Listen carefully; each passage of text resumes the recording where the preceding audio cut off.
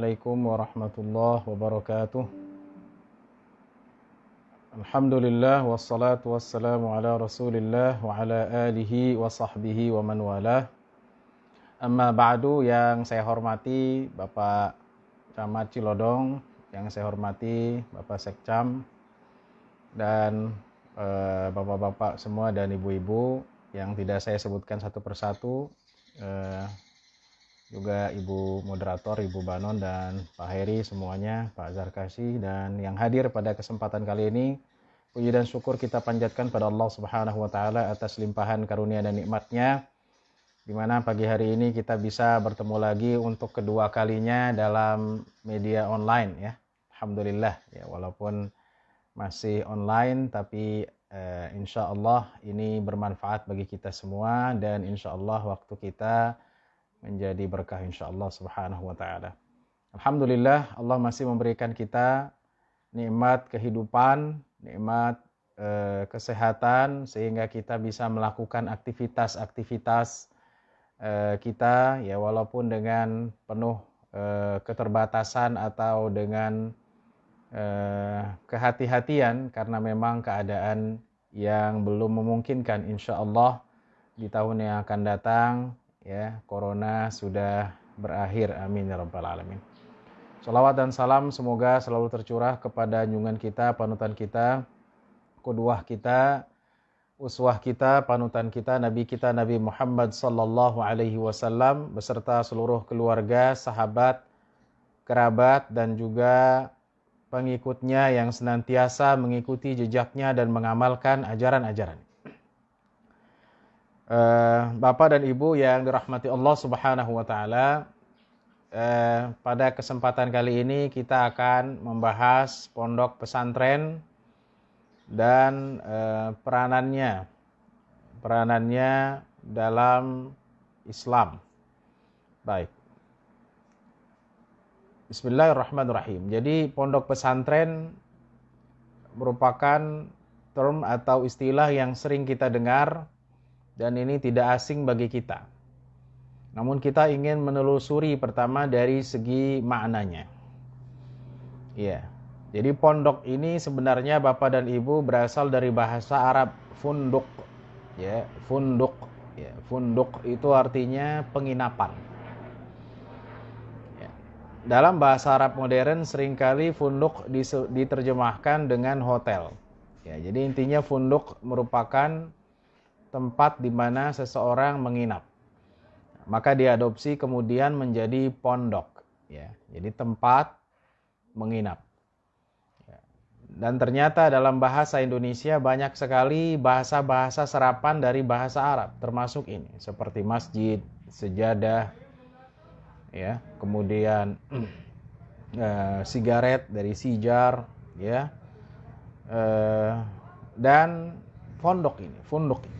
Bahkan dulu kakak kelas saya di Maroko, ia menulis disertasinya mengenai bahasa-bahasa Indonesia, kata-kata Indonesia yang berasal dari bahasa Arab.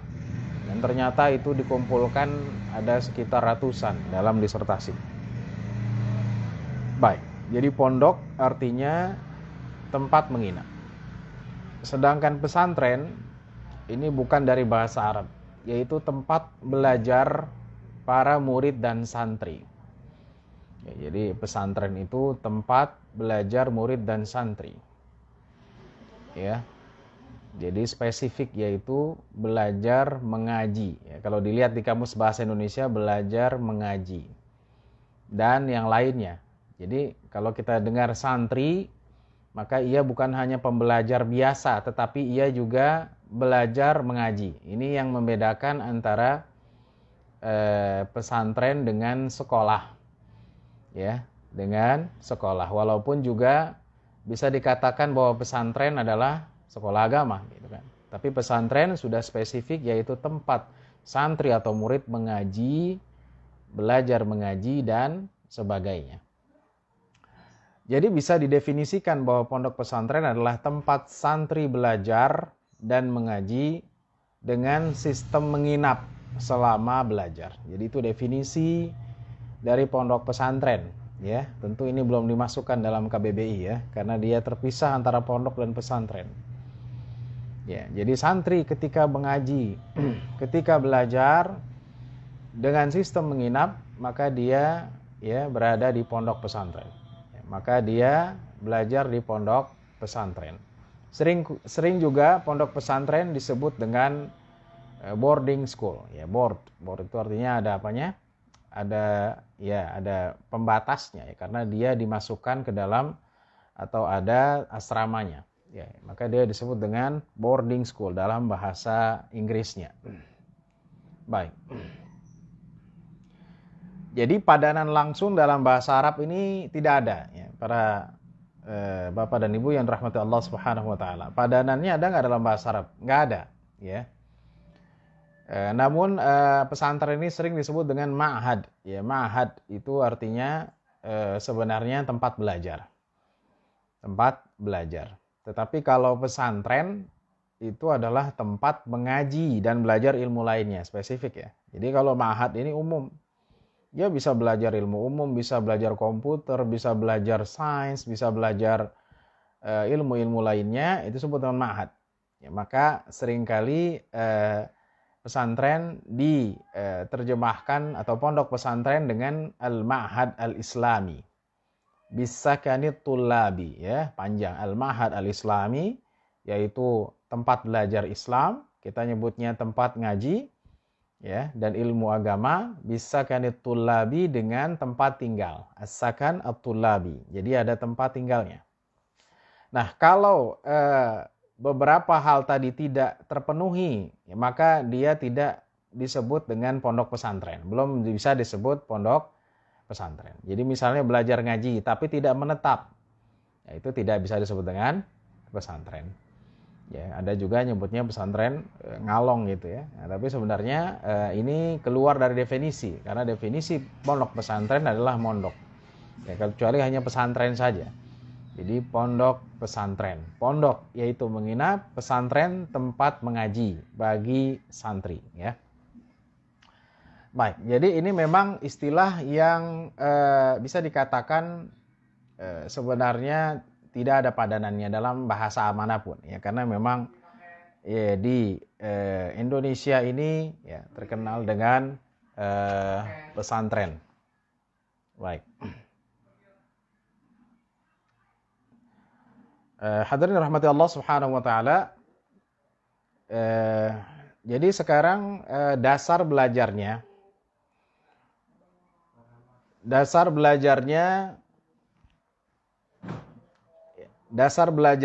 adalah, atau dasar belajar di pondok pesantren adalah firman Allah Subhanahu wa taala dalam surah At-Taubah ayat 122.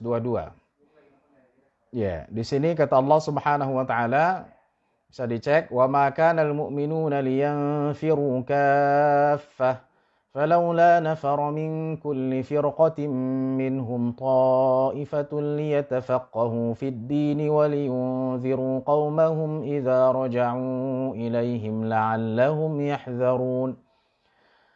Jadi apa dasarnya? Kalau kita bertanya, ada nggak dasar dalam Islam? Ada, ya. Dasarnya ini memang berbicara tentang belajar. Baik, kata Al-Quran, tidaklah semua orang beriman pergi untuk berjihad. Jihad, ya, perang di medan peperangan. Mengapa tidak pergi dari tiap golongan di antara mereka beberapa orang untuk memperdalam ilmu agama? Jadi ada orang yang stay atau tidak pergi jihad, gitu kan? Nah, agar mereka memberikan peringatan kepada kaumnya apabila mereka telah kembali. Ya, ini ada dasarnya, agar mereka berhati-hati. Jadi dari ayat atau bahasa 122 ini bisa kita pahami tidak semua orang ya diwajibkan untuk jihad. Itu pertama. Yang kedua, tidak semua orang harus memiliki profesi yang sama. Itu yang kedua, ya. Yang ketiga apa? Yang ketiga adalah perintah agar ada, ya, tidak semua juga, ada kelompok beberapa orang yang mereka memang tafaqquh fiddin, mempelajari agama. Kenapa? Ya, agar mereka memberikan peringatan Memberikan peringatan kepada kaumnya, kepada masyarakatnya ketika mereka apa? Ketika mereka pulang. Ya, ketika mereka pulang. Jadi di sini ada kata-kata Pak, ketika mereka pulang, gitu kan? Jadi ada namanya orang kalau belajar dia harus stay. Ini isyarat walaupun tidak langsung dalam Al-Qur'an disebutkan pondok pesantren, tetapi di sini disebutkan agar ada beberapa orang yang mereka tetap untuk belajar agama khususnya, dan kemudian ketika mereka pulang mereka memberikan peringatan, mengajarkan kepada mereka, ya. Inilah yang disebut dengan dasar dari pondok pesantren, ya. Ada juga kata tadi liyatafaqahu fid din, untuk mempelajari ilmu agama, mendalami ilmu agama. Ya.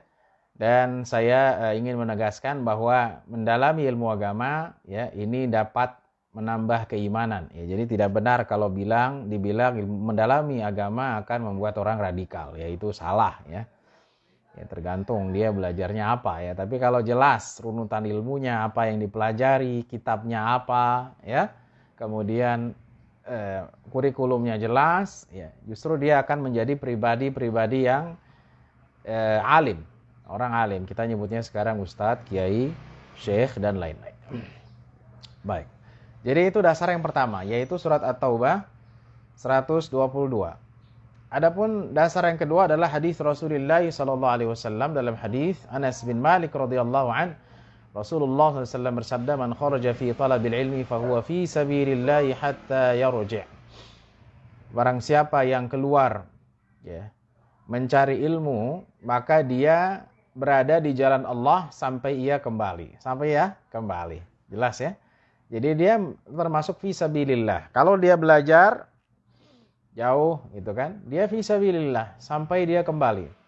Makanya dalam zakat disebutkan oleh fuqaha ahli fikih, salah satu orang yang berhak mendapatkan zakat yaitu para thullabul ilm, para penuntut ilmu. Ya, dan sekarang juga banyak, ya, zakat untuk para mahasiswa atau untuk para siswa, itu kan, untuk santri, ya, karena memang berhak sesuai hadis ini, dan juga nanti disebutkan dalam hadis lainnya, ya. Jadi fi sabilillah. Maka kalau kita misalnya menitipkan anak ke pesantren apalagi jauh, ya, nah ini kan kita sering merasa, wah, anak saya jauh, kasihan dia, ya, kalau misalnya sampai di Jawa, atau sampai di luar Jawa, ya gimana ngunjunginnya. Nah, kita harus memahami bahwa menuntut ilmu itu fi sabilillah, di jalan Allah Subhanahu wa taala sampai ia kembali. Ya. Ini yang kedua. Yang ketiga adalah hadis Rasulullah sallallahu alaihi wasallam. Ya, walaupun tadi ini umum, ya. Menuntut ilmu apa saja. Tetapi kita fokus di tafaqquh fid din karena kita berbicara tentang pondok pesantren yang mempelajari agama. Yaitu hadis Sofwan bin Assal ketika ia datang kepada seorang sahabat, dikatakan, apa yang menyebabkan kau datang? Kata Sofwan bin Assal, aku datang untuk mencari ilmu. Ya, Sofwan bin Assal adalah seorang sahabat Rasulullah, jadi ia mencari ilmu. Kemudian ada orang yang bertanya kepadanya, kenapa engkau datang? Aku mencari ilmu. Ya, karena aku mendengar Rasulullah SAW, nih perhatikan hadisnya, bersabda, tidak ada orang yang keluar dari rumahnya untuk mencari ilmu kecuali malaikat akan meletakkan sayap-sayapnya kepadanya karena ridha atas apa yang dilakukannya. Malaikat itu punya sayap, ya. Punya sayap, ya, dalam Al-Qur'an, uli ajnihatim mathna wa thulatha wa ruba', ya, ada 3 dan 4, ya. Dalam hadis-hadis Rasulullah juga lahu sittu mi'ati jinah, ya, ada 600 sayap. Kira-kira kalau kita disayapin oleh malaikat, kita teduh atau kegerahan? Teduh, kan gitu, ya. Teduh, ya. Jadi orang yang keluar dari rumahnya menuntut ilmu, maka akan disayapi oleh malaikat. Memang kelihatan malaikat. Ya, ini perkara yang gaib, ya. Karena termasuk hal yang gaib adalah malaikat yang tidak bisa kita lihat oleh kasat mata, ya. tetapi malaikat bisa menampakkan dirinya pada orang-orang tertentu. Pada orang-orang tertentu. Tapi di zaman sekarang kita belum pernah melihat, ya, karena ini ia hanya menampakkan sesuai dengan perintah Allah Subhanahu wa taala. Jadi ini dasar yang ketiga. Dasar yang pertama atau bahasa 122 yaitu adanya kewajiban orang yang belajar stay nuntut agama, ya, agar mereka pulang bisa memberikan pencerahan, bisa memperingatkan kaumnya atas sesuatu larangan-larangan dalam agama, gitu kan. Yang kedua, orang yang keluar menuntut ilmu, dia di jalan Allah. Yang ketiga, orang yang keluar dari rumahnya untuk menuntut ilmu, maka malaikat akan, ya, menaungi dengan sayap-sayapnya karena ridha dengan apa yang dilakukannya. Ridwan bima yasna', ya, subhanallah.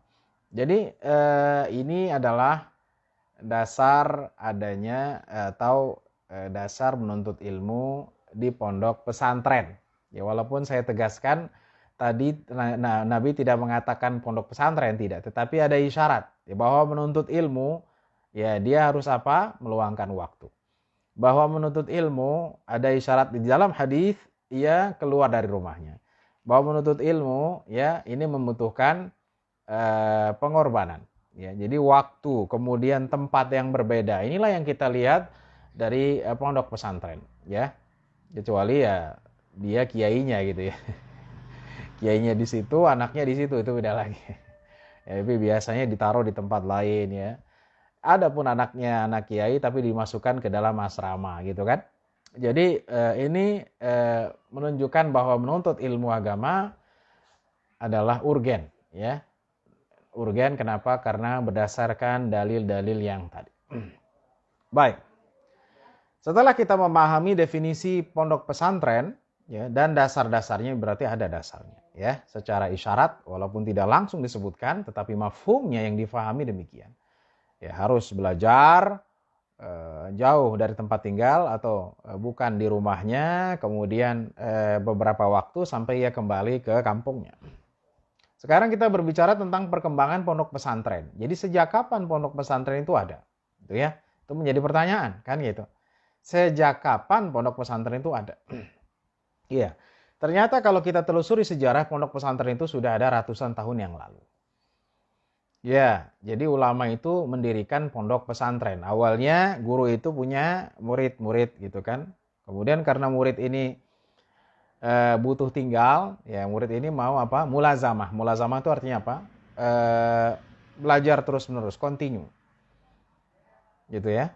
Jadi itu namanya mulazamah. Dulu di zaman Nabi Muhammad SAW, para sahabat ada yang mulazamah seperti Abu Hurairah. Jadi kemana Rasul pergi, Abu Hurairah ikut. Kemana Rasulullah SAW pergi, Anas ikut. Anas bin Malik. Nah, karena dulu juga begitu, ada beberapa murid yang belajar itu bukan seminggu sekali, ya, kayak pengajian ibu-ibu misalnya yang kita sudah jelaskan dalam di kesempatan yang lalu tentang masjid. Jadi ingin terus menggali dengan waktu yang lebih intens, Maka ulama-ulama di masa dulu ratusan tahun yang lalu membuat namanya pesantren. Ya, pondok. Ya, kenapa? Karena ada murid-murid yang ingin belajar dengan intens yang lebih banyak lagi. Jadi bukan sifatnya mingguan, ya, atau bulanan, tetapi setiap hari. Sejak kapan? Sejak zaman Wali Songo, ya. Nah, Wali Songo ini juga ada perbedaan pendapat. Ada yang mengatakan Wali Songo ini masuk ke Indonesia sekitar abad 12, ya, 12 berarti 1200. Tetapi ada juga yang mengatakan sebenarnya Wali Songo sudah sejak dari abad 9, ya, lebih dari itu. Jadi lebih dari itu, ya. Jadi 9 udah lama, ya, ratusan tahun, udah ribuan tahun bahkan. Ya.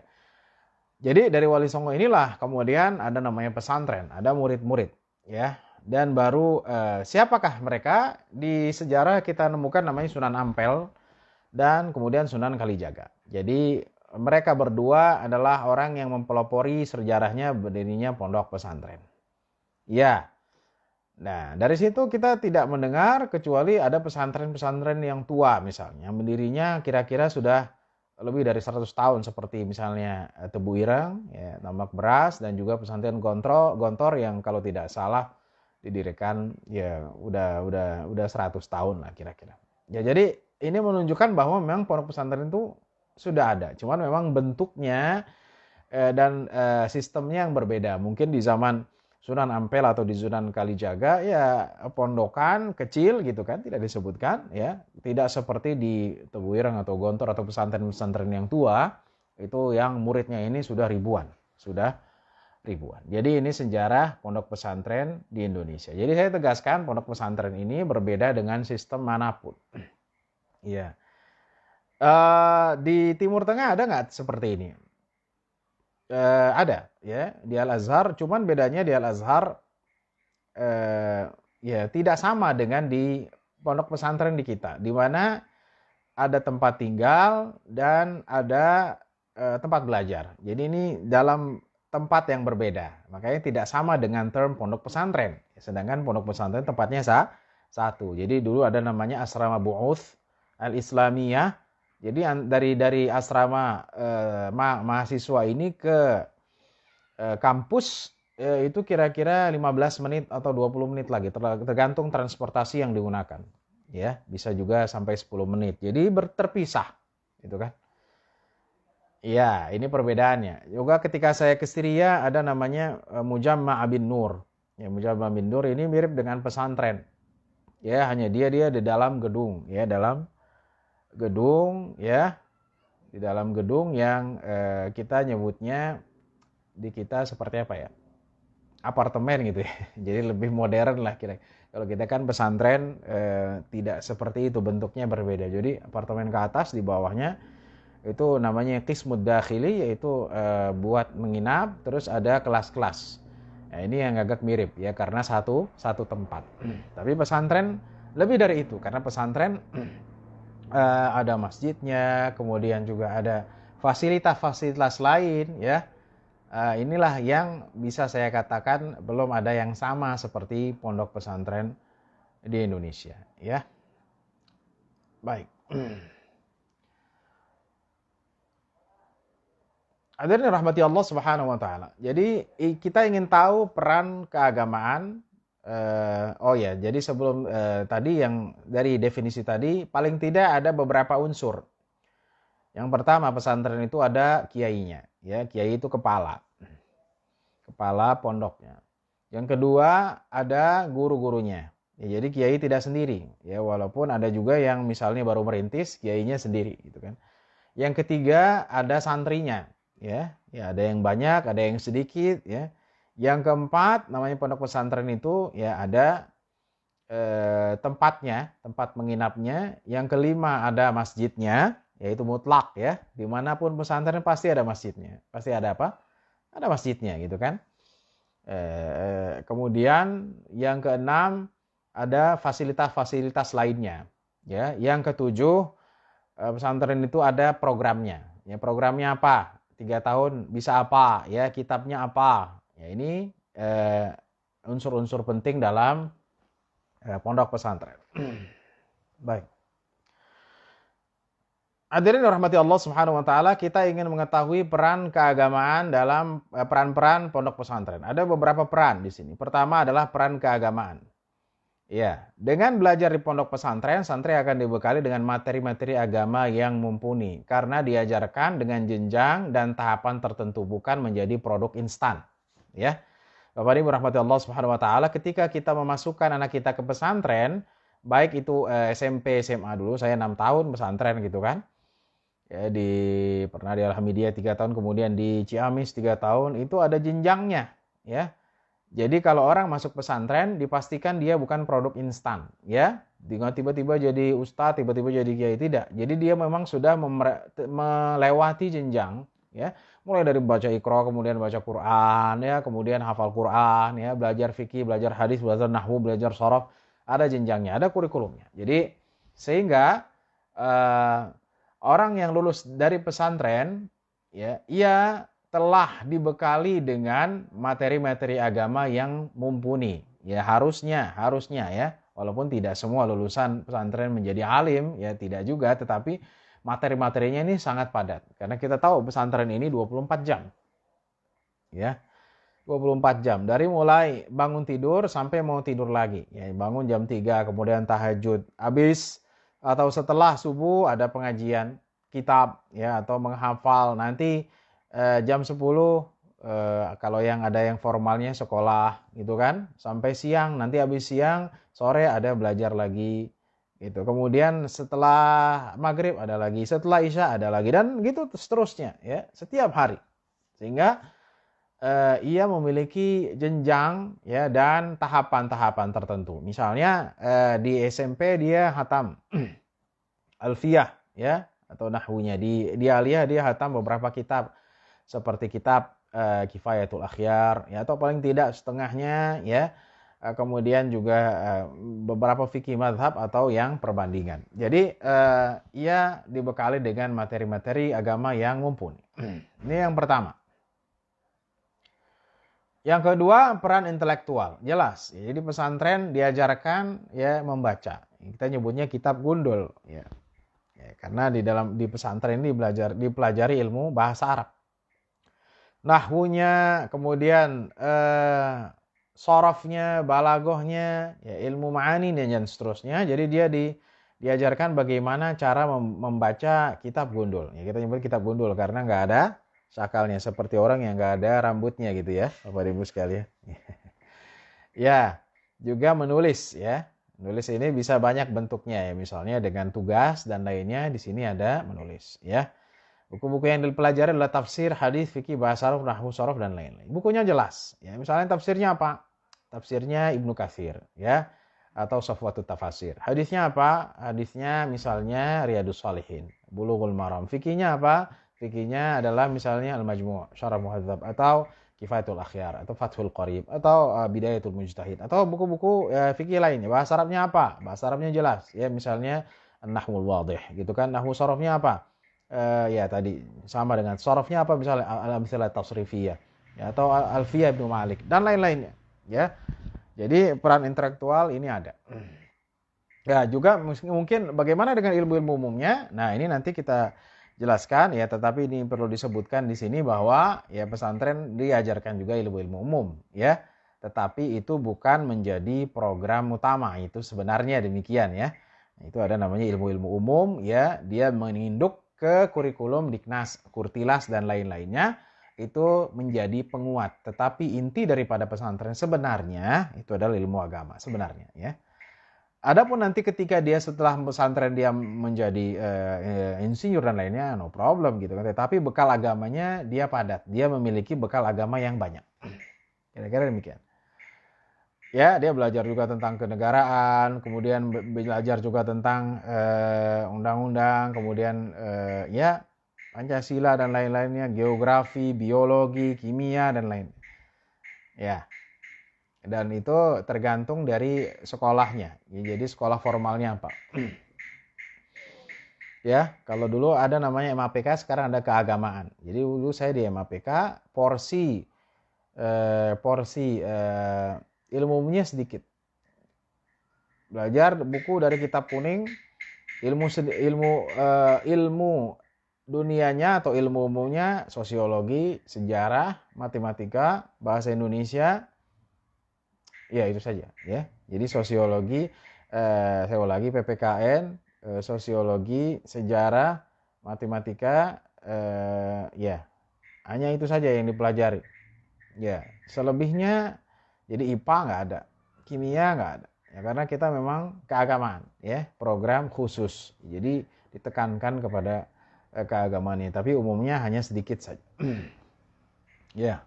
Jadi ada peran intelektual. Yang kedua, peran karakter. Ya, para santri dididik untuk memiliki kepribadian yang kuat, yang bisa menghadapi tantangan zaman, mandiri dan ulet, gitu kan.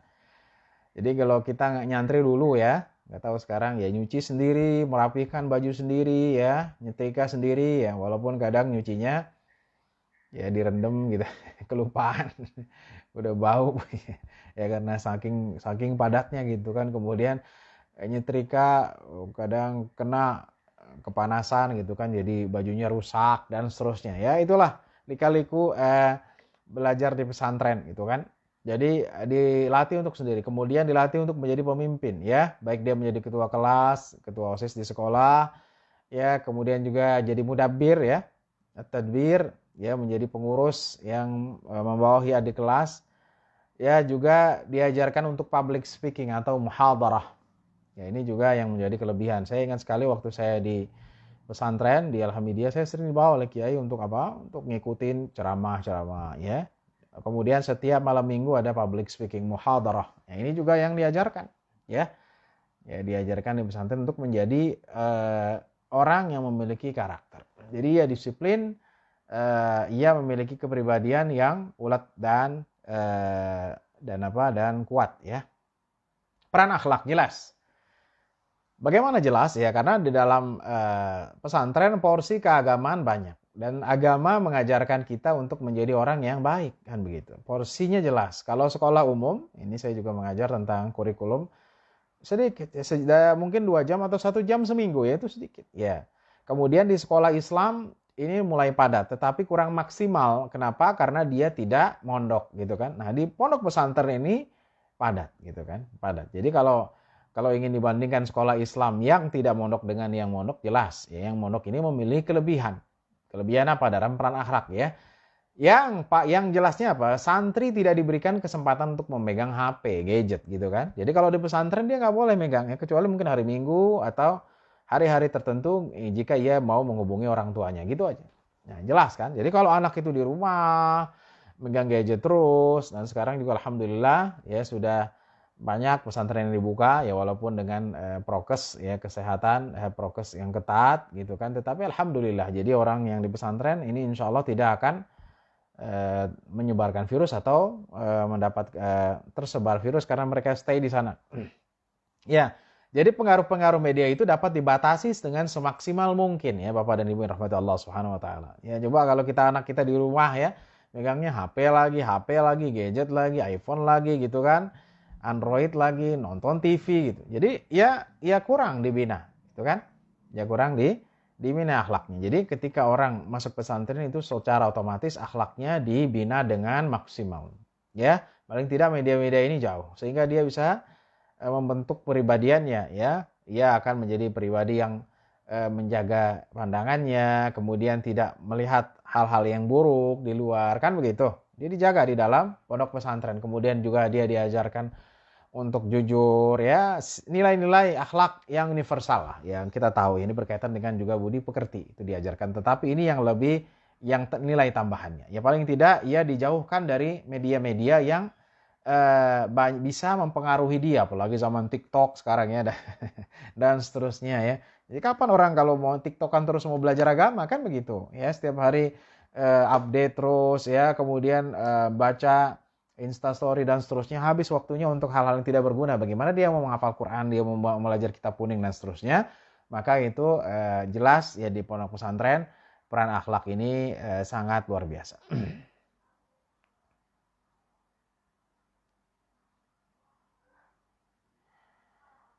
Ya, kemudian yang terakhir dalam perannya adalah peran pengabdian. Ya, peran pengabdian maksudnya santri yang sudah belajar di pondok pesantren diharapkan dapat mengamalkan ilmunya. Nah ini, jadi kalau santri sudah pulang ke kampungnya, ke tempat dia tinggal, dia bisa mengamalkan ilmunya di masyarakat. Ya, memberikan pencerahan-pencerahan bagi umat tadi. Liyunziru qaumahum idza raja'u ilaihim. Ya, agar ia dapat memberikan peringatan kepada kaumnya ketika ia pulang. Ya, la'allahum yahdzarun, agar mereka berhati-hati ya. Jadi ini yang perlu. Jadi ada pengabdian. Ya, di pesantren pun ada pengabdian. Kalau misalnya santri sudah selesai, ia tidak langsung pulang, ya kan? Tapi dia mengabdi dulu di pesantren setahun 2 tahun gitu kan? Ya, jadi ada pengabdian di pesantren, ada pengabdian di umat. Kalau pengabdian di umat ya sudah. Nah, ini merupakan peran-peran dari pondok pesantren ya yang ada di Indonesia. Maka ketika seorang santri dia minder gitu kan, wah nanti saya pulang ngapain? Nah ini berarti dia belum tahu ya tujuan dia nyantri seperti apa. Jadi ketika dia menyantri, dia mengabdikan, mengamalkan ilmu itu, oh ketahuan bahwa si fulan itu adalah lulusan pesantren bisa ngaji, ya bisa ngajar ngaji, ya itu nilai plusnya. Kalau dia bisa IT, ya kemudian dia bisa ilmu-ilmu umum lainnya, itu tambahan lagi gitu kan. Ya itu adalah tambahan yang lebih daripada misi pentingnya ketika ia berada dalam pesantren atau pondok pesantren. Baik, Bapak dan Ibu yang dirahmati Allah Subhanahu wa taala. Sekarang kita ingin mengklasifikasikan pesantren. Ya. Ada beberapa klasifikasi. Pertama, pesantren itu ada yang disebut dengan pesantren salaf atau tradisional. Ya, atau yang bisa disebut dengan tidak menyelenggarakan pendidikan formal SMP, SMA, MTS, aliyah dan seterusnya. Jadi memang kitab kuning aja ya. Misalnya dalam beberapa tahun dia khatam gitu kan, seperti Lirboyo dan lain-lainnya. Bahkan ada teman-teman saya di MUI ya berdasarkan pesantren salaf. Jadi tidak ada titelnya, tetapi ia sama keilmuannya dengan yang ada formalnya. Kira-kira demikian. Kemudian dia menjadi kiai gitu kan. Karena di sana jelas belajarnya misalnya apa? Fikih Syafi'i khatam gitu kan, Quran khatam ya, tanpa adanya ijazah formal ya. Itu pesantren salaf dan di kita banyak ya. Ya, ini yang perlu dipahami ya. Kadang kita melihatnya memandang sebelah mata ya, padahal mereka memiliki sistem dan kurikulum yang luar biasa juga ya dalam mengajarkan mengajarkan ilmu-ilmu agama. Yang kedua adalah pesantren modern. Ya, modern ini artinya menggabungkan antara salaf dengan kekinian. Ya. Ya, misalnya di Gontor terkenal dengan modern karena ada kelas-kelasnya gitu kan. Jadi bukan hanya di masjid tapi ada kelas-kelasnya, ada pendidikannya kelas 1, kelas 2 walaupun Gontor memiliki kurikulum tersendiri kan gitu kan. Tapi dia disebut dengan modern. Kemudian menerapkan bahasa. Ya. Ini yang kedua, pesantren modern. Yang ketiga makanya ada pesantren bahasa ya. Sesuai klasifikasinya dia yang ditekankan bahasa. Yang keempat ada pesantren Quran ya, misalnya yang ada di Kudus ya. Pesantren Quran berarti fokusnya dalam Quran. Walaupun ilmu lainnya tidak diabaikan, tidak. Tetapi fokusnya, unggulannya adalah Quran. Menghafal Quran dengan satu riwayat atau banyak riwayat. Namanya pesantren Quran sekarang menjamur nih. Ada bahkan program-program sejuta Quran dan lain-lainnya. Sekarang orang sudah mulai banyak. Ya. Dulu saya ingat ketika ngafal Quran, ya tadi di Darussalam bukan pesantren Quran. Kiai saya aja bukan hafiz Quran. Tapi mandiri gitu ya. Sekarang di mana-mana orang menamakan pesantren Al-Quran. Ya, dan banyak orang-orang yang hafiz sekarang gitu kan. Ya, jadi ini model yang keempat ini yang sekarang menjamur. Ya, jadi menggunakan nama pesantren Quran. Jadi unggulannya selain ilmu agama dia hafal Quran 30 juz ya, 30 juz ya. Ya, yang tua misalnya pesantren di Kudus dan lain-lainnya ya, Mbak Arwani dan lain-lainnya, dan sekarang sudah mulai banyak sanad-sanad Al-Quran yang masuk ke Indonesia ya. Dan juga saya sedang merintis pesantren Quran di Bedahan gitu kan. Jadi ada apa? Ada keunggulan atau ada program unggulannya gitu kan. Walaupun yang lainnya tidak diabaikan.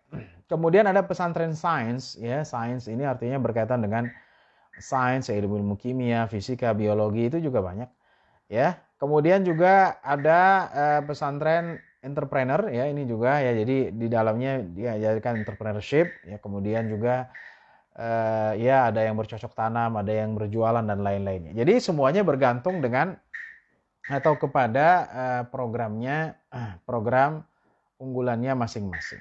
Ya. Jadi berbeda dari satu pesantren dengan pesantren lainnya. Ya, ada yang pesantren ini fokusnya misalnya dalam fikih, ada yang bahasa, ya speaking bahasa. Sehingga alumni Gontor itu lulusannya itu pinter berbahasa Inggris dan Arab dengan lancar misalnya gitu kan. Ya. Kemudian juga ada yang fokusnya Quran, hafal 30 juz. Ada yang pesantren qiraat, jadi dia menguasai qiraat gitu kan. Ada juga pesantren hadis misalnya, ada pesantren usul fikih ya. Jadi sesuai dengan itunya masing-masing. Ada juga yang tadi menggabungkan antara antara yang formal dengan non formal. Jadi semua memiliki kelebihan masing-masing. Baik.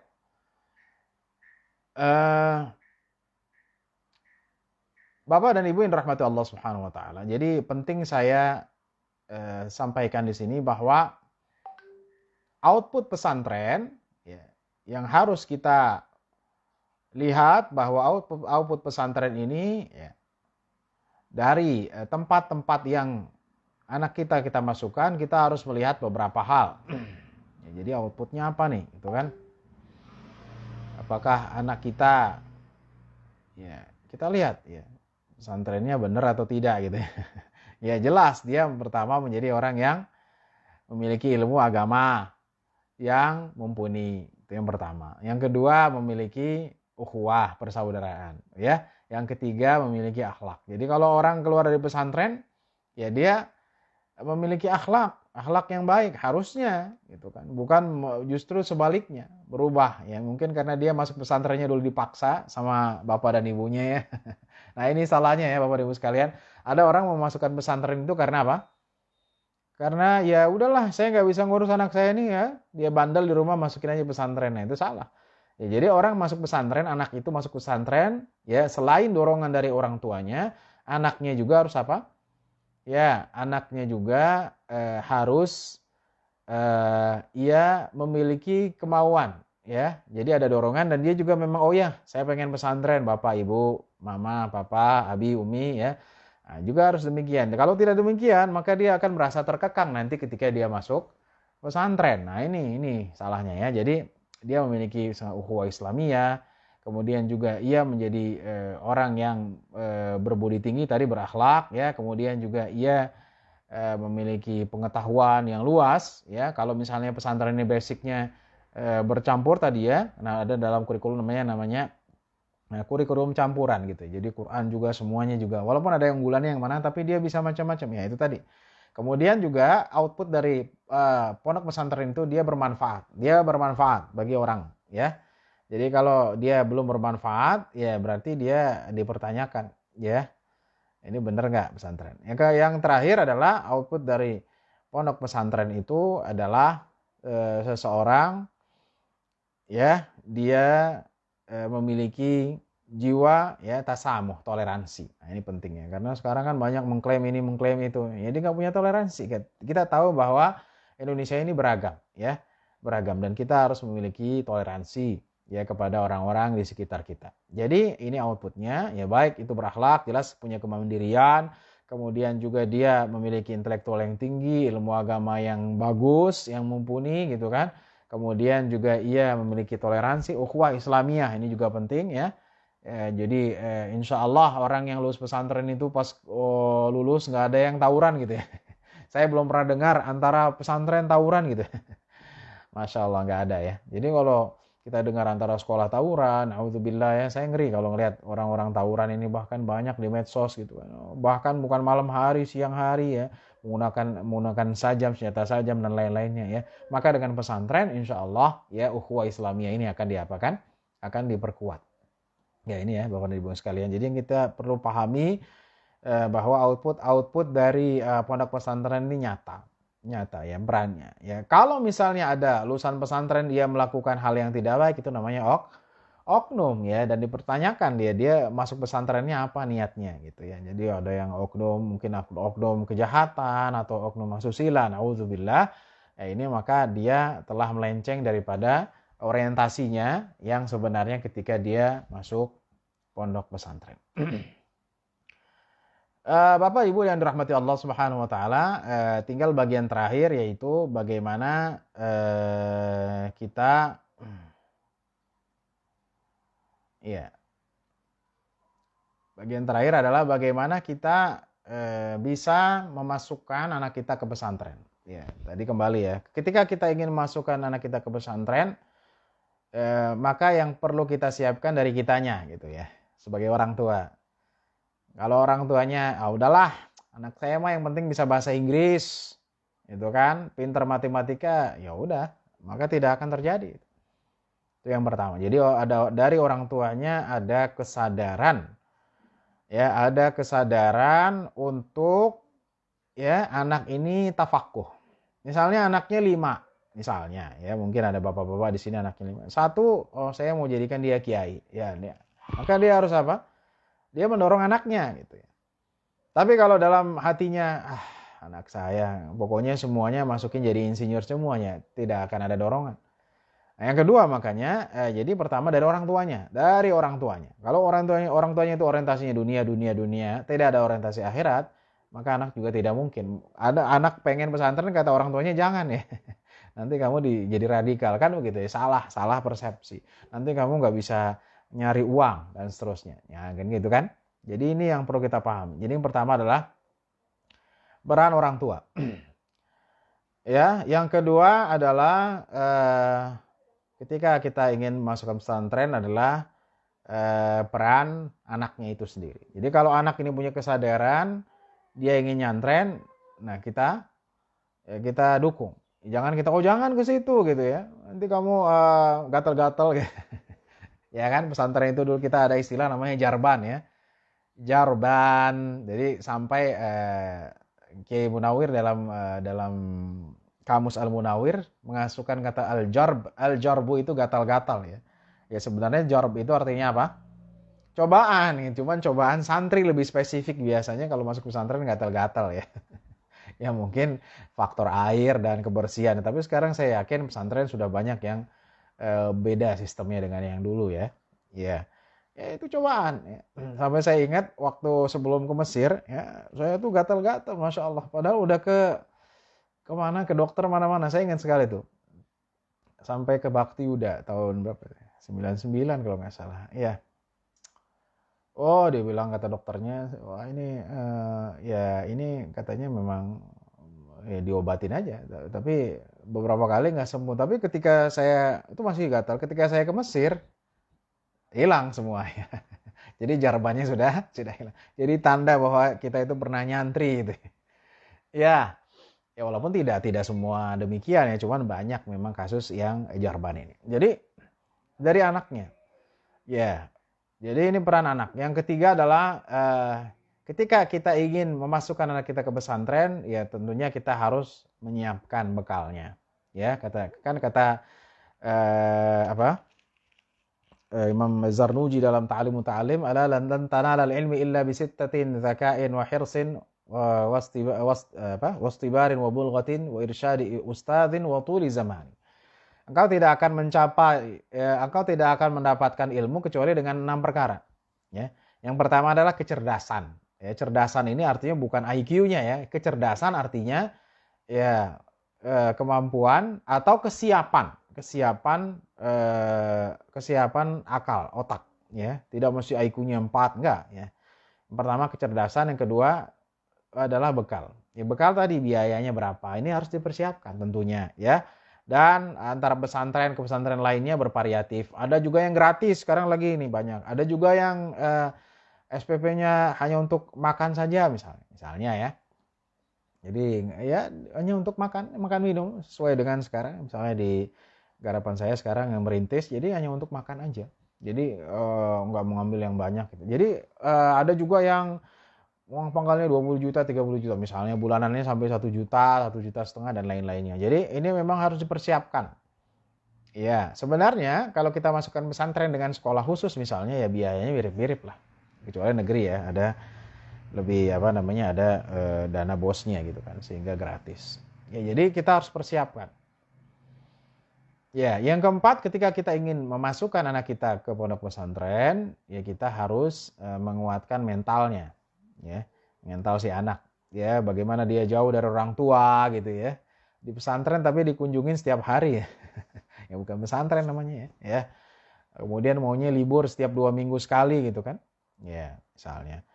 Juga yang selanjutnya menguatkan mental kita ya, karena kita akan jauh dari anak, apalagi anak cuma 1 gitu kan, anak saya cuma 1 ya, nggak mungkin saya taruhkan pesantren gitu kan. Jadi kalau orang tua belum siap mentalnya ya tidak mungkin anak bisa masuk ke pesantren ya, karena tadi ya anaknya cuma 1 ya, anaknya 2 juga nggak di sekolah, nggak di pesantren juga, apalagi anaknya 1 gitu. Jadi ini faktor-faktor yang bisa menyebabkan anak kita bisa masuk ke pesantren. Jadi pertama adalah faktor orang tuanya, yang kedua adalah faktor anaknya, yang ketiga adalah faktor biayanya ya, kita harus siap, yang keempat adalah faktor mental anak, yang kelima adalah faktor mental orang tua. Kalau semua ini ada, maka anak bisa masuk ke pondok pesantren. Nah, setelah dia masuk pondok pesantren, kita tetap mengontrol. Mengontrol itu bagaimana caranya? Ya, baik dengan mengontrol dari semesteran, lihat nilai-nilainya ya. Jangan sampai ketika dia, oh ya saya masuk pesantren ayah gitu kan. Pas masuk pesantren, dia nggak belajar, nilainya merah semua gitu kan. Nilainya nggak bagus semua gitu kan. Ya ternyata di sana dia malas-malesan. Jadi ada kontrol ya. Ada dikontrol. Jadi anak jauh dikontrol. Waktu saya di Mesir juga demikian. Walaupun saya jauh tuh dikontrol nilainya, saya kirim. Oh iya begini. Ya, jadi ini ada kontrol ya. Jadi ada laporan lah, ya bahasa kita laporannya. Jadi jangan sampai anak kita jauh-jauh tapi nggak tahu nih ya outputnya seperti apa. Ini sangat nanti akan apa? Akan bisa mengecewakan orang tua ya. Karena saya tahu ada orang yang anaknya di sekolahin jauh sampai 10 tahun ya, kira-kira 10 tahun. Hampir 10 tahun tetapi nggak lulus ya. Jadi jangan sampai demikian. Baik, jadi kalau ada setelah dimasukkan kita lihat, kita kontrol, kemudian kita setelah keluar juga setelah keluar pesantren, kalau dia jenjang SMP apakah mau lanjut ke SMA ya, apa jenjang SMA apakah dia mau masuk program kuliah, apakah kuliahnya Islam atau tidak, kita tanyakan kepada anaknya. Ya, jadi anak ini memiliki kecenderungan masing-masing. Tapi kalau misalnya dia kuat, Qur'annya bagus, kemudian kitab kuningnya bagus, ya kita arahkan misalnya ke PTQ atau IAIN misalnya yang memang concern di ilmu-ilmu syariah, ilmu-ilmu agama. Tuh kan? Tapi kalau dia misalnya setelah kuliah ingin yang umum ya silahkan, ya. Jadi tidak semua orang lulusan pesantren 6 tahun misalnya dia keluar sebagai alim, tidak ya. Tapi kalau orang yang melanjutkan sampai perguruan tinggi dengan kita nyebutnya linear ya, keagamaan baik dalam satu bidang atau beberapa bidang, maka dia akan menjadi orang alim atau kita nyebutnya sebagai kiai ya, kira-kira demikian ya. Baik yang formal atau non formal semua ada targetnya. Yang pasti ya paling tidak orang yang mondok 6 tahun misalnya minimal ya dia berbeda dengan yang lainnya. Dia dari segi bacaan Quran, hafalan hadisnya, hafalan Quran dia memiliki minimal. Tetapi kalau ingin lebih lagi maka teruskan sampai perguruan tinggi ya. Kalau di jenjang formal. Kalau non formal teruskan sampai dia hatam, sampai dia mendapatkan sertifikat bahwa dia adalah orang alim atau mempunyai gelar ya agama ya. Mempunyai gelar keagamaan seperti ustadz, kiai, dan lain-lainnya. Baik Bapak dan Ibu, demikian yang bisa saya sampaikan. Semoga bisa menambah pencerahan bagi kita semua. Intinya adalah bahwa pondok pesantren merupakan media belajar agama yang sudah lama. Jadi kita nggak perlu ragu, pesantren ini sudah lama. Pesantren-pesantren ada yang umurnya ratusan tahun ya. Dan pesantren juga sekarang sudah banyak ya, menjamur, tinggal pilih mau yang mana ya. Jadi selama pesantren itu ada kurikulumnya, jelas apa yang dikajinya, kita nggak usah takut ya. Karena sekarang fobia, nanti pesantren keluar dia bikin bom ya. Itu namanya bukan pondok pesantren, itu namanya tempat merakit bom gitu kan. Tapi kalau kita nggak usah takut selama jelas, apalagi ini pesantren sudah punya nama, kemudian kurikulumnya jelas, ini yang dikaji, ini bukunya ini, pencapaiannya ini selama 3 tahun, selama 5 tahun, 6 tahun, jelas ya. Maka kita nggak usah takut. Karena justru ketika kita memasukkan anak kita ke dalam pesantren, ini kita mengamalkan ya ayat dari At-Taubah 122 itu bahwa harus ada dari golongan umat Islam, ya tidak semuanya ya, yang mereka tafakuh mendalami ilmu agama. Ya siapa lagi? Ya nanti yang ngajarkan, kalau kita nggak ada yang paham agama, yang ngajarkan kita sholat, yang ngajarkan kita baca Quran. Paling tidak yang ngajarkan kita doain orang tua siapa? Kalau bukan guru agama, kalau bukan kiai, kalau bukan ustadz, kan begitu. Ya siapa yang memperingatkan kita untuk tidak melakukan maksiat, untuk tidak melakukan pelanggaran-pelanggaran, apalagi mau tahun baru nih ya. Alhamdulillah tadi tidak ada libur ya, Bu Manon ya. Misalnya gitu kan. Ada orang-orang yang dia suka maksiat, maka dengan orang-orang yang di jebolan pesantren yang dididik agama dengan padat gitu, dia bisa memberikan peringatan ya. Karena bagaimanapun kita hidup di dunia ini ya harus sesuai dengan jalan agama yang kita yakini, yaitu agama Islam. Demikian, semoga bermanfaat dan Saya ucapkan terima kasih kepada kecamatan, Pak Camat dan semua yang hadir di sini atas waktunya. Jazakumullah khairan. Wassalamualaikum warahmatullahi wabarakatuh.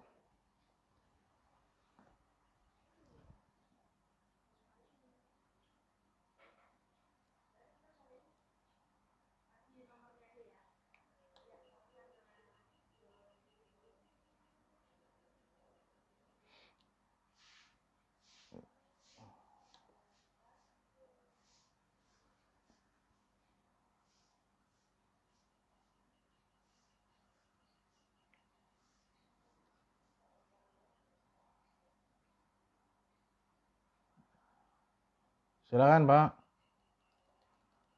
Pak Camat.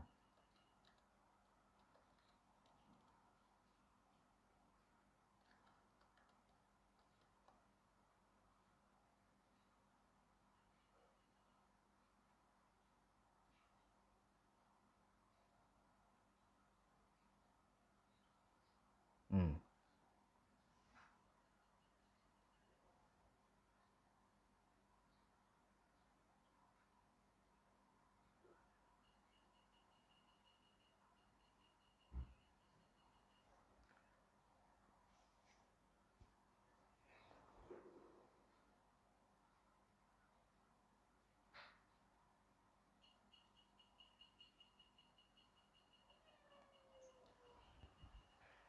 Iya, baik. Baik, saya jawab ya Pak. Ya, Pak Camat, barakallahu fiik. Jadi ya memang pesantren beragam. Untuk rekomendasi saya tidak semua, cuman ada pesantren-pesantren besar misalnya yang saya tahu Darun Najah gitu ya. Itu saya tahu biayanya juga tidak terlalu mahal misalnya. Tapi memang kalau pesantren-pesantren baru sekarang ini apa ya rata-rata mahal ya. Ya. Kemudian juga tadi misalnya Bapak maunya apa? Maunya formal atau non formal gitu kan. Ada pesantren yang memang untuk hafal Quran gitu, seperti tempat saya yang saya baru rintis di Bedahan gitu kan, 2 tahun ya itu hanya bayarnya untuk jadi pangkalnya sangat murah, kemudian bayar hanya bayar makan lah 600.000 per bulan gitu kan. Jadi memang ini bervariasi tergantung kemampuan kita sebagai orang tua, kira-kira demikian. Tapi kalau misalnya pesantren-pesantren yang sudah besar, setahu saya kalau di Jawa Gontor juga tidak terlalu mahal, Darun Najah gitu kan. Namun juga tidak sedikit pesantren yang mahal ya, yang mahal uang pangkalnya sampai 20 juta demikian ya. Kalau di tempat saya ya itu nggak sampai ya, paling hanya berapa ratus ribu ya, kira-kira demikian lah. Jadi intinya tergantung kita maunya mana. Oh saya maunya penguatannya di penguatannya dalam nahwu misalnya. Oh ya udah, cari pesantren alat, atau maunya yang tradisional cari ke Tebu Ireng misalnya. Itu saya juga yakin di sana tidak mahal ya, karena ya itu tadi, karena kita pengen anak pengen gitu kan, tapi apa, tapi biayanya ya. Jadi memang apa, pesantren-pesantren sekarang karena baru-baru tidak sedikit, saya tidak mengatakan semua ya, tidak sedikit atau banyak yang lumayan mahal ya, apalagi dengan fasilitas-fasilitas yang terbaru, kira-kira demikian ya Pak. Jadi ini juga harus kita persiapkan ya, kalau enggak ya kalau kita belum sampai mendapatkan itu, bagaimana alternatif kan begitu kan, dengan biaya yang misalnya mahal atau belum di budget, ya satu-satunya jalan ya kita memanggil guru privat gitu kan, atau ada guru ngaji yang khusus. Itu mungkin alternatif awal lah ya, walaupun ini juga belum bisa memadatkan ilmu-ilmu syariah gitu kan. Nanti kalau ada yang biayanya, tentu semuanya biaya, ada biaya pasti ya Pak Camat, karena tidak mungkin untuk operasional, tapi ada yang tinggi sekali, ada yang sedang, ada yang memang hanya untuk operasional saja. Itu tergantung dengan pondok pesantren yang menyelenggarakannya ya, bagaimana kebijakannya. Baik.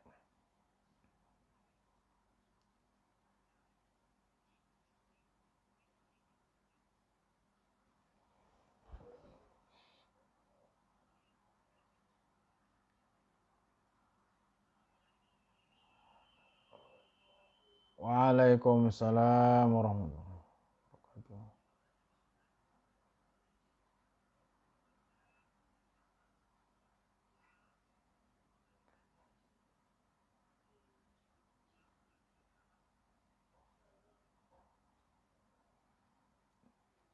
Oh, anaknya mondok terus perilaku kita pengaruh atau tidak gitu ya? Ya, baik. Jadi apakah pengaruh orang tua berpengaruh kepada anak? Ya ini kalau misalnya direct ya. Ada perkataan dalam buku-buku tafsir, solahul abna fi solahil aba. Ya, jadi kesalehan anak itu dia bergantung kepada kesalehan orang tua, gitu ya. Tapi tidak secara spesifik gitu ya. Misalnya anak kita di pesantren terus kitanya nauzubillah melakukan hal yang buruk gitu, tiba-tiba dia berubah, enggak juga ya, enggak juga. Jadi ini ada interaksi langsung. Jadi kalau dikatakan kebaikan anak di pesantren itu tiba-tiba berubah gara-gara orang tuanya nauzubillah dia melakukan maksiat, itu tidak ya. Tetapi kalau dari ketika dia berinteraksi dengan orang tuanya, didikan orang tuanya ya di rumahnya, ini pengaruh iya. Jadi intinya adalah ya, ibu yang menanya tadi, berarti barakallahu fiik. Jadi intinya apa? Kalau kita melakukan hal yang tidak baik, terus anak berubah menjadi tidak baik, itu enggak ya. Justru anak itu ya nauzubillah, misalnya kita nauzubillah ya orang tua kita buruk misalnya. Anak di pesantren, ya dia terjauh dari keburukan kita kan gitu. Ya bagusnya begitu ya mungkin. Ya bagaimanapun orang tua, ya saya yakin orang tua dimanapun di dunia ini ingin anaknya baik, betul kan? Iya, jadi walaupun ayahnya atau orang tuanya maling, nauzubillah, pengen anaknya itu baik gitu kan. Jadi insya Allah tidak pengaruh. Ya, yang saya tahu kalau misalnya anak ini sakit atau nggak enak, ya itu baru. Jadi terbalik dirasakan oleh orang tuanya. Biasanya demikian. Ya, itu namanya apa? Namanya firasat orang tua. Ya, itu biasa. Ya, atau sebaliknya. Jadi kalau misalnya anak ini orang tuanya ada apa-apa, dia punya firasat, itu biasa ya karena sudah ada kontak batinnya ya. Ini bukan masalah gaib ya, bukan ya. Ya, demikian juga biasanya begitu. Dulu waktu saya menyantren dan saya juga yakin ibu-ibu juga atau bapak-bapak yang anaknya pesantren kadang nggak enak nih perasaan hati itu karena sudah kedekatan pas ditelepon, oh ya bener lah anaknya lagi sakit, misalnya lagi kurang enak badan gitu. Itu benar. Tapi kalau tiba-tiba dia berubah gara-gara kita toleh atau buruk, itu tidak ya. Jadi firasat-firasat masalah kesehatan atau masalah ada yang nggak enak terjadi, ini biasanya itu alami ya. Orang tua merasa kepada anaknya, begitupun demikian balik dari anak ke orang tuanya. Jelas ya Bu? Ya. Ada lagi? Silakan.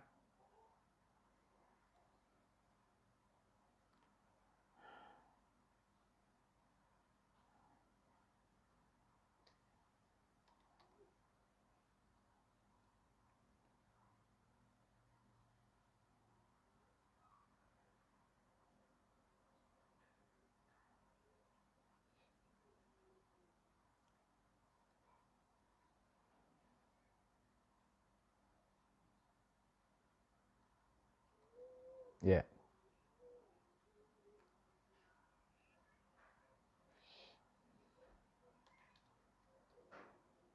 Hmm.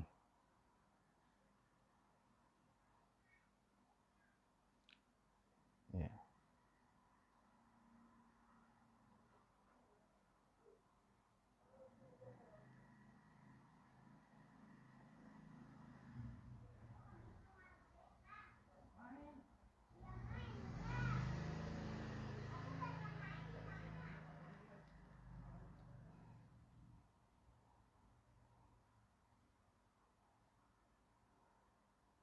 Ya. Ya.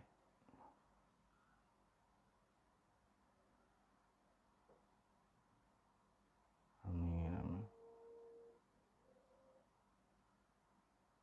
Amin.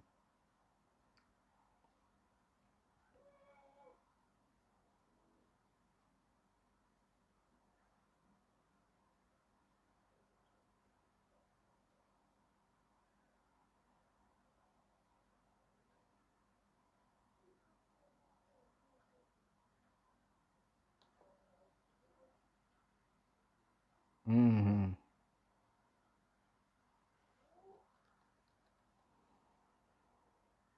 Hmm.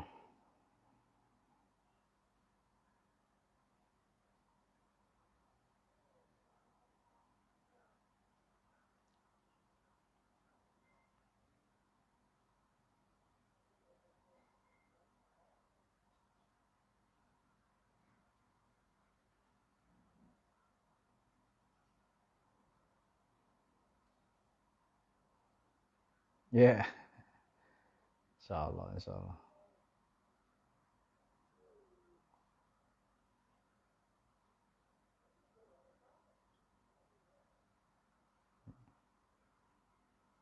Waalaikumsalam warahmatullahi wabarakatuh.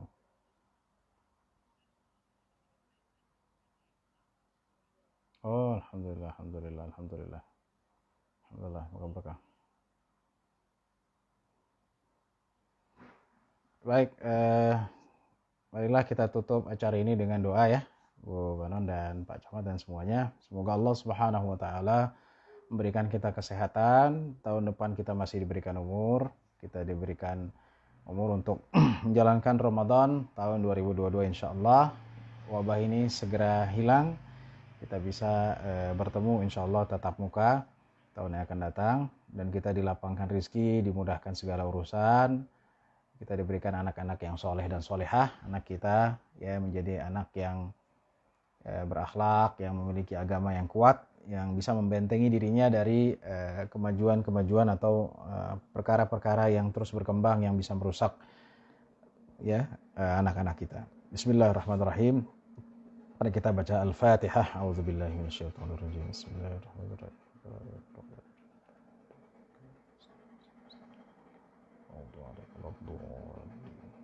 Bismillahirrahmanirrahim. Alhamdulillah rabbil alamin. Allahumma salli ala Muhammad wa ala Muhammad. اللهم اغفر لنا ذنوبنا ولوالدينا وارحمنا وارحمهم كما ربونا صغارا. اللهم اجعل أولادنا صالحين وبناتنا صالحات. اللهم وفقنا إلى ما تحب وترضى. اللهم رب الناس أذهب البأس اشف أنت الشافي شفاء. اللهم رب الناس أذهب البأس اشف أنت الشافي لا شفاء إلا شفاؤك شفاء لا يغادر سقما. اللهم انفعنا جهد البلاء ودرك الشقاء وسوء القضاء وشماتة الأعداء. ربنا هب لنا من أزواجنا وذرياتنا قرة أعين واجعلنا للمتقين إماما. ربنا هب لنا من أزواجنا وذرياتنا قرة أعين واجعلنا للمتقين إماما. اللهم سلم أولادنا وسلم بناتنا واجعلهم muttaqin waj'alhunna muttaqiyat ya rabbal alamin. Ya Allah ya Tuhan kami, ampuni dosa kami dan dosa kedua orang tua kami, sayangi mereka berdua sebagaimana mereka menyayangi kami di waktu kecil. Ya Allah ya Tuhan kami, angkatlah wabah ini dari kami, berikanlah kami kesehatan, berikanlah kami keberkahan dalam hidup kami, sampaikan kami ke bulan Ramadan di tahun 2022 ya Allah. Berikan kami kelapangan dalam rezeki, berikan kami kemudahan dalam segala urusan. Jadikan anak-anak kami anak-anak yang soleh dan solehah, yang mereka menjaga agamamu, yang mereka berbakti kepada negara, bangsa, dan agama ya Allah. Jadikanlah mereka anak-anak yang bermanfaat, jadikanlah mereka anak-anak yang taat ya Allah ya Rabbal Alamin. Ya Allah ya Tuhan kami, jauhkanlah kami dari segala keburukan, mudahkan segala urusan kami, sampaikanlah cita-cita kami, jadikanlah kami hamba yang Engkau ridhai dan masuk ke dalam surgamu ya Rabbal Alamin. Rabbana atina fid dunya hasanah wa fil akhirati hasanah wa qina adzaban nar. Subhana rabbika rabbil izzati amma yasifun. Wassalamu ala mursalin walhamdulillahi rabbil alamin.